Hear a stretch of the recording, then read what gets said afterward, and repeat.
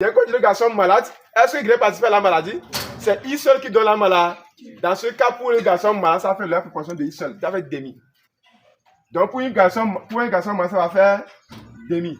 Entre demi et un quart, qui est plus grand? Voilà pourquoi j'ai dit, pour porteur maladie récessive, la probabilité d'un garçon malade est supérieure à celle d'une fille. Vous avez compris? Parce que dans ce cas, le garçon sera demi, la fille sera un quart. Demi est plus grand qu'un quart. Donc la probabilité du garçon est supérieure à celui de la fille. J'ai compris ça? Si on doit calculer la probabilité pour avoir un garçon, là on doit prendre X fois Y. Parce que pour avoir un garçon, il faut X, il faut Y. X seul ne fait pas un garçon. Y seul non plus. C'est la combinaison des deux chromosomes X et Y qui font un garçon. Vous comprenez ça? Donc si on dit garçon, Y est dedans. Mais dès qu'on ajoute un malade, Y ne participe pas à la maladie. Parce qu'il suffit qu'on te dise que l'enfant qui va naître est un garçon. Sachant que la maman a déjà envoyé X petit M. Que peut-on conclure? Il est déjà malade.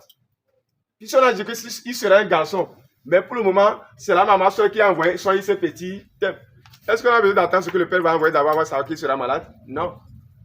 On sait que le père va envoyer Y qui ne va pas décider du sort de la maladie. Donc, ça veut dire que ce que la maman seule envoie suffit pour donner la maladie au gars. Ça, la probabilité du garçon qui sera malade égale au pourcentage du gamète de la mère.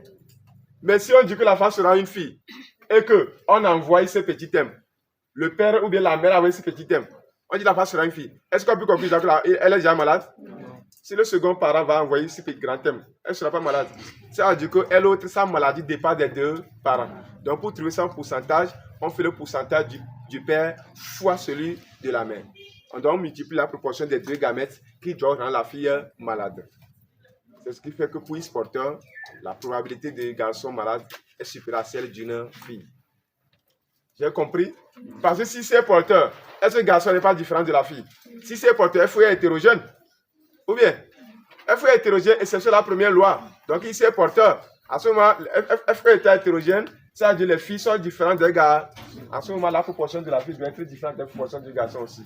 Mais l'autre fois, j'ai dit que quoi? Pour une pression autosomale, la probabilité d'un garçon est égale à celle d'une fille. Parce que autosomale signifie fille égale garçon. Donc, probabilité de la fille égale à la probabilité du garçon. Vous voyez la nuance? Hein?